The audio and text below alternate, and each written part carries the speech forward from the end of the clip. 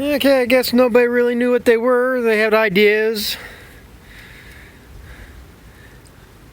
Closest anybody got was like the half tracks on the old Ford tractors, which these are different. Like I said, the half tracks, they actually had a frame to them, bogey wheels, and idler, stuff to be like a half track on the old Army vehicles. I don't know if this is actually what they're called. This is what my dad called them. Called them snap tracks, snap tracks. Don't know why they don't snap, but the way these would work, and I don't know if they'd even work today, with everybody ripping ground and stuff. These would go around the tire like the chains would. Let me try this here. They'd go around the tires like that. And I remember these are for 13-inch wide tires, but they would bolt or chain on the tires like that. You had these hooks. You'd take a fence stretcher or something to pull them together, get them tight. And then as you're going along, you get in a soft spot, you'd start digging down. And they didn't do much, but these would actually lift up some.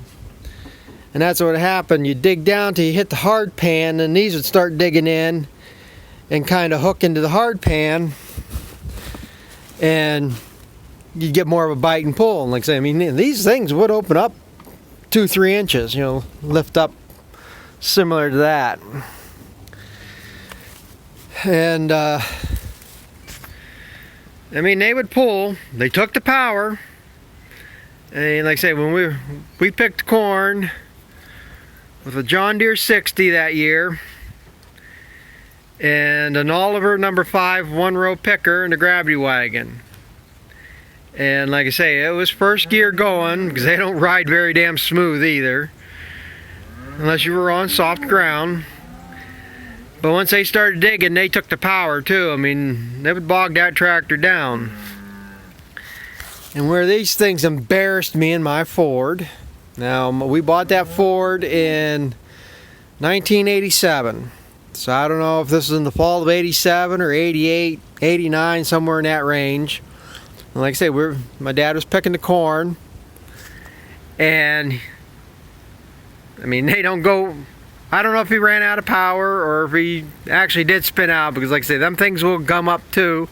You start digging in there, and eventually, if it's not falling out, so like I say, he couldn't go any further anyhow, whatever happened. So we unhooked the wagon, and he drove right out then. And I was hauling loads of corn with that Ford. So I came back to the wagon, or I was there, like I say, I don't remember, but anyway, plan was I was going to hook on to the back of the wagon, pull it backwards so it was out of the ruts, so I could hook onto it and go. I couldn't get anywhere near that wagon. We had 20, 30 foot of chain, whatever. I could not get back to the back end of that wagon anywhere near close enough to hook that chain up. My dad, he got on the tractor, he drove it around, came up to the back of the wagon, we hooked the chain to the picker, and he walked that wagon back. And then I hooked on the wagon to go unload it. And I was scratching and clawing and pawing, trying to get that out of there. Now, in my defense, at that time I had Goodyear Dynatorque tires on that tractor. And if anybody knows, Goodyear are some of the worst tires out there on tractors.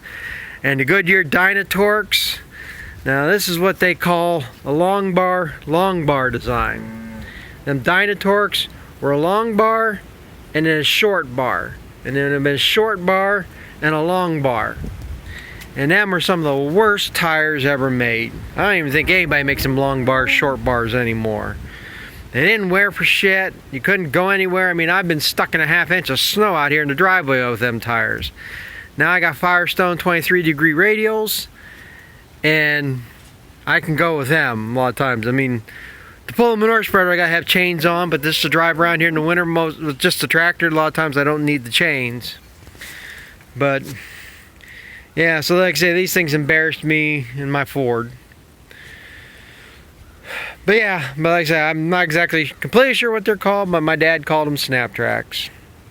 And like they would, and like I say, nowadays the guys ripping and stuff, I don't know, like I say, if it start digging, it might just keep digging down. I don't know if these would do much. But like I said there yesterday, these are my uncle's tracks. I got my two cousins, I don't even know if these are still here.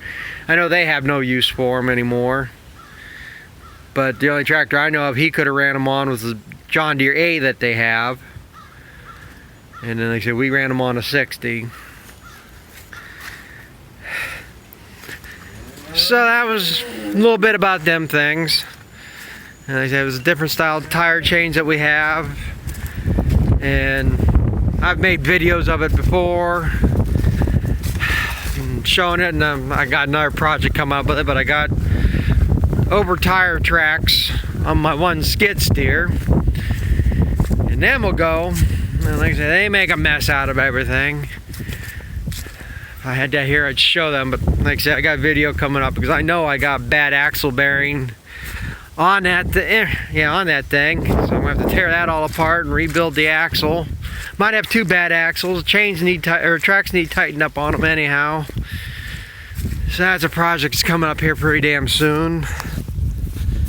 But I just come out here. This is the hay I didn't get the other day. And it's probably close. Been at least another load here, if not two. I don't know if you can hear it as I'm walking. It's just squish, squish, squish.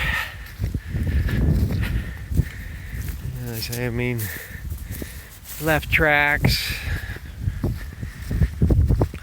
Probably can't see it too well from here. Where's that rock coming from? They grow out of the ground. You probably can't quite see the black tracks down there from that end.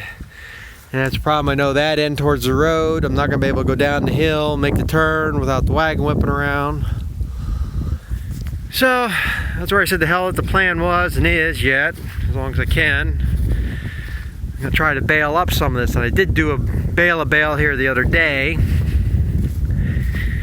And I think that's my tracks right there. How much I'll rut this up, but I'm hoping maybe yet today, if it doesn't rain here before I get the other stuff I need done, try to bale up some of this again. I'd like to bale up a bale today to feed and get another bale to sit there for in the next couple days. Try to salvage what I can, but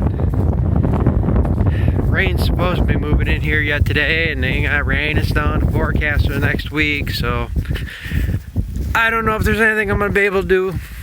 I ain't going to get all of it, I know that's for sure. But never did get much of that hauled this fall. This will be the next thing. I have to get this pulled out of here and get this somewhat cleaned up, because I'm pretty much sure I'm done mowing anything for the year. Kind of holding out hope there's another field maybe get to do. Like I say, if it doesn't snow and it freeze up, I can still cut it and wrap it. Try to salvage some hay that way. But I'm afraid that's going to be done too.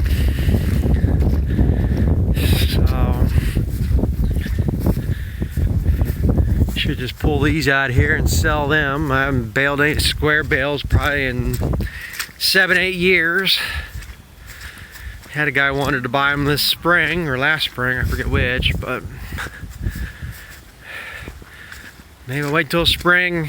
Wagons like that would bring $1,500, $2,500 at the auctions in the spring. But that's all I'm monkeying around with here now, is trying to get things cleaned up a little bit. And I gotta go mix feed for cows here now and clean the barn again yet. But yeah, figure finish that up, tell you about them. And I'm gonna post a link, I'm gonna pin a link in the description or in the comment section below of another item I wanted to try at one time. I'm actually surprised I found the video on YouTube. I know I have it on VHS tape in the house. don't know if anybody ever heard of Farm Show magazine. I used to get that. I unsubscribed to that probably 2 years ago. What I liked about the magazine, there's always guys building something, making something, talking about it. You know, guys are making choppers, guys are making their own tillage equipment. In the last couple of years, all it is yard stuff. There's so much stuff. One of the sections I liked the best about it was the best and worst buys. People would comment the things they bought and stuff. And it's all lawnmowers, all Toyota Camry cars. I mean, just got the point. There wasn't much stuff guys making. It was more stuff, new products out there. I didn't care about it anymore. But anyway, I know I have it on a VHS tape, but I didn't know how I could get it to post it on here. And I did some search this morning and I actually found these things, a YouTube video on them. And I wanted to try them so bad at the time when I first read about them in that magazine.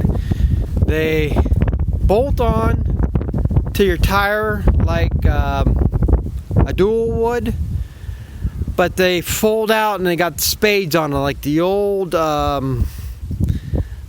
tractors. Had the steel wheels on them, had the spikes on them that would dig in, and they'd work like a dual. And the problem at the time was they didn't have them to fit a 34-inch tire, and that's all I had at the time was a Ford, and that has 34s on it. They had 36s and they had 38s, and I forget what smaller sizes, because I don't know if they would actually work on a combine too well. But I'm going to post that video on here that I found, and it's actually what's on that VHS tape.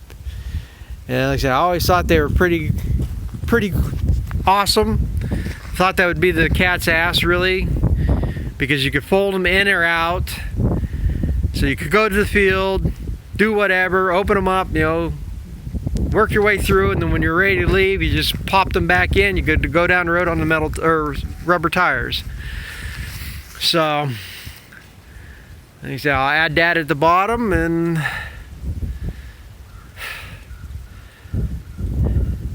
that'll be it, I guess. I don't know what else to say. Just lost my train of thought, but oh well. Thanks for watching. We'll catch up to you later.